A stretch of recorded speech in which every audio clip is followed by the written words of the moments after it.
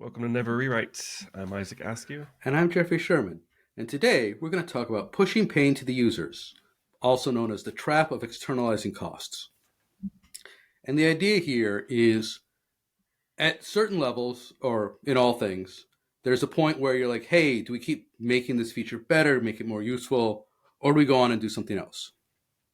And if you cut too early, you will push pain to your users.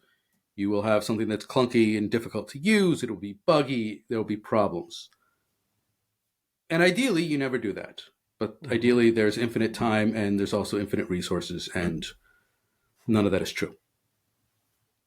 And so I've been in many situations where we have pushed pain more or less intentionally. So I thought we'd go through it. So Sure. It is more acceptable to push pain to your users when it's internal software. Where if you have software that the only people who are going to use it are the employees at the company that you're working at, you can get away with pushing more pain. And the most extreme example I have is I was working at a mortgage company, and there was a feature, there was some paperwork that needed to be done, and a developer could spend like 3 months writing something that would automate doing the work, or it could be somebody's full-time job. And the CEO looked at me and he said, look, by the time I spend 3 months waiting 3 months for it to be done and then automated, I could hire someone fresh out of college with a liberal arts degree, pay them $40,000 a year, and I could have them do the work forever, and it would cost the same for about the next 2 years. And within 2 years, who knows what's going to happen? So don't do it. Computer programmers are more expensive, and there's more valuable. It's not that we were more expensive. It's there are more valuable things we could be doing, and he could hire a human to do the job of a computer cheaper, more effectively. That's definitely. I've seen that in many jobs, including one of my most recent ones. A very similar thing where there was like this. People were. You could either mass upload, work on a feature for mass uploading new payees that you want to onboard at the company, and what kind of do they accept ACH versus MasterCard and Visa, and all these things about configuration for the payees, or let somebody just go through the spreadsheet one by one and do it. And everyone agrees writing something that would parse the spreadsheet and just do this for you is the correct solution. Right, way better. It depends on your time for sure. Like the infinite time and resources is definitely the constraining thing. Because for the longest time, I wasn't able to get to it or help out there. And I'm like, how many are in the spreadsheet? And they're like, 200 today. I'm like, okay, well, I'm pulled off to work on this other pretty important task. So I unfortunately cannot get to it today. I don't know how long it's going to take me to write and test this parser. So can you guys just turn away? We'll try to find a way to divide and conquer and get 4 people inputting it one by one. And we had to do stuff like that. And, various flavors of that over the years too, where if your principal engineers or any other engineers for that matter are all booked up with work and, you're in a pretty struggling time with the company, if that's the way it can be done, you've got other hands on deck who can do it that way. You got to push the pain to them. And hopefully even longer term. If you take it from a cost analysis standpoint, if you've got a senior engineer, or if you've got an engineer and they're working on a feature that's going to bring in $1 million a year in revenue, or they could work on a feature that's going to save you from having to have an employee at $40,000 a year in cost, which do you have which do you do? And the answer is obviously you have them work on the $1 million feature and you have an extra employee because you don't have time to automate them out of existence. And to your point too about you don't know where we're going to be at in 2 years. Like if that buys you time for 2 years doing it the manual way, let's say in my example, 2 years from now, our payee onboarding program has slowed to a screeching halt, and now we're doing something else. And now whenever we do onboard a new payee, it's only one every 3 weeks, which is totally easy to do and would make all the work I did with the parser kind of invalidated because you could just manually do it. It wouldn't be invalidated, but the ROI wouldn't be there. It wouldn't pay back. Yeah, essentially what I'm saying. Right. So, 2 years now, okay, well, we should have gone the other route. We would have lost money. And so you don't know. Yeah. and we're talking euphemistically, but remember, we're talking literally pushing pain to humans, because Yeah. oh well, we don't need this anymore means that you then lay somebody off because you don't need that role anymore. It's like, oh well, if I wrote the software, then it's a sunk cost. I've now spent all this Hmm. time and money writing the software, and it's mine. If I have a human doing something manually, I can just let the human go. Sad but true. Sad but true. Like it's this weird area, and it's also sad but true in the internal software world, where Hmm. it's your customers. If you're writing software for internal use, your customers are employees of the company, and they Hmm. really don't have a choice about using it, Yeah. which is an important thing. Because the other side is, hey, you've got software where people are choosing to pay for it or choosing to use it, and they can use something else if they don't like it. Hmm. And there, the reasoning is totally different, because you can push pain to users, and they will leave, Hmm. right? And so there, the question isn't, does it make sense to push? If you've got a feature and you're like, oh well, I want to do this $1 million feature, but it will leave these other features undone, and then I'm going to lose customers. Suddenly, the Yeah. number it looks different. It's an entirely different calculation of, oh well, how many customers am I going to lose? How many am I not going to gain because of this? What's the long term? There's a lot of variables in those kind of calculations, which rounds to, generally, you don't want to push pain to customers who have the choice of leaving. That makes sense to me. Yeah. If they're internal and they're your employees, they can kind of deal with it a little bit longer. You're paying them. Right. Yeah. You're paying them to use the software. They're not paying you. Right. And the external ones, they're like, well, this other company can do a little bit better. I don't have to deal with all the hassle, the clunkiness. Right.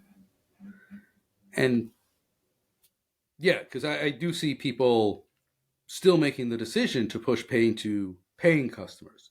Of, oh well, um, a recent one I've been dealing with is, hey, we have this feature. This feature runs in the background for an hour or two, and we never tell them about it again. You say start this thing, and you have no way of knowing when it's done, and people want to know when it's done. Some async process to like parse data or something. Right, it's an async process to update a bunch of data, and people would like to say, okay, when this thing is done, I want to do the next step, but we never tell you when it's done. And so And I've been arguing that, hey, this is a problem, because people call up support, right? And that's very expensive. yeah, so that's a good argument for it. Some good ammo there is how much customer support time it's burning. Right. Well, I'm just burning. I'm going on the higher level of, look, this is a bad experience for our customers. We shouldn't do it. But yes, the brass tacks of, look, not only is it a bad experience and it hurts us as a experience, but people then call up customer support and they're annoyed, Hmm. and customer support is expensive. Right? And so is Humans this the answering same kind phones. of situation where you don't have resources or time to go and add that alert that it's done in this particular case? Correct. In this case, we are resource constrained, and the developers are working on large, theoretically very valuable features. Hmm. And so this small feature that adds no theoretical value, because we've had it, we've had this background processing thing for 8+ years, and it has never told you anything. And It's we've always had, been broken. Why fix it now? well, it's always been incomplete. It's not broken. Incomplete. It's always been incomplete, and the solution has always been call support, right? There's your manual humans doing the work. Hmm. And it's been that way for at least 8 years. Why do we have to do it now Yeah. when I could be having my developers work on something larger and more expansive? Which I feel isn't. like that would be a good situation where, like, surely not every single developer at the company is 100% booked to where even like the new junior devs couldn't take a look at like adding an alert that when it's done, it feels kind of crazy because I mean there's almost like a morale thing to it too. Like now you're writing code that's frustrating people, and even though technically you shouldn't fix it because of Mhm. reasons, you want to because you want the customers to be delighted because you feel good about your job whenever you make people happy too. Right. So there's a little bit of that emotion in there too, at least for me. Well, for me too. That's why I keep tilting at this specific windmill. I've been tilting Mm-hmm. at it for months. And I think part of it is a very siloed pushing pain to paying customers is it's a sign that you have a very siloed view of the company Yeah, or the product of, oh look, I'm going to push this feature and it's going to add all this value, but the pain that I'm causing by using these resources and not fixing the problems, right, deferred maintenance, yeah, isn't my problem. Those customers that we lost because we didn't fix something because we're working on something new, not my problem, right. or not even probably visible to me. Yeah, I don't know exactly what I'm thinking in this particular moment. My eyes kind of like just kind of glaze over because I'm like trying to find a good analogy for it. But it's just like it's an interesting concept when it's almost like you're picking up new customers and just Mm-hmm. kicking off old ones. Just because you're like, let's just keep this thing going. Let's just keep the money flowing. Screw the other people who are, loyal the whole time. We don't care about them because that's not the feature we care about anymore. New people, new people. Well, I have a Something about whole that just feels rant wrong. about SaaS anti-patterns that Mm. punish long-term customers. We should do a whole. Yeah, We should do a show exactly. on Yeah, that.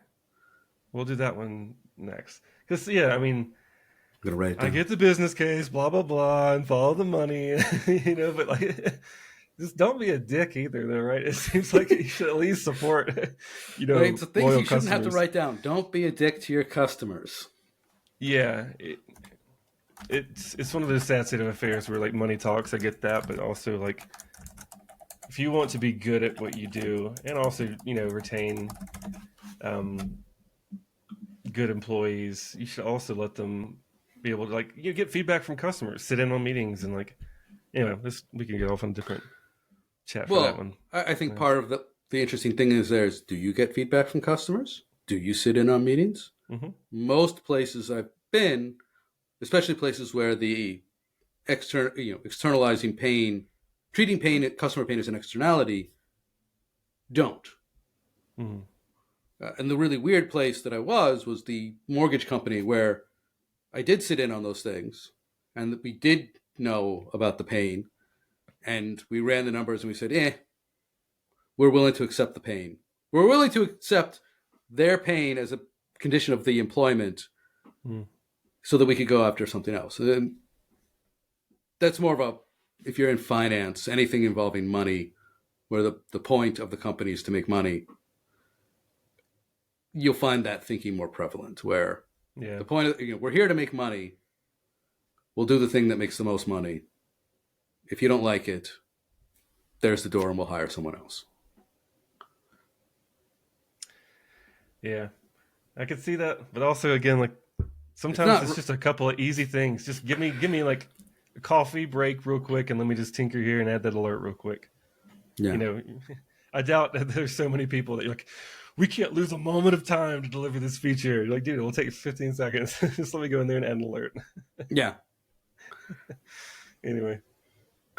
All right. Well, I think to summarize it, Mm-hmm. you could push pain to your users when they are internal employees and they don't have the option of telling you that they won't use the software.